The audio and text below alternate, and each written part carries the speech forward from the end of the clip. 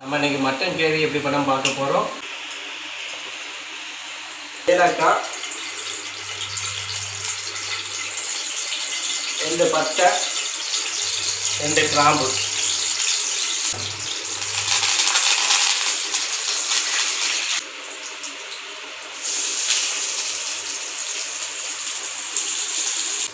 கொஞ்சம் உப்பு போட்டுக்கலாம். வெங்காயம் நல்லா வசங்கினது போதும், ரொம்ப தக்காளி சேர்க்க வேண்டாம்.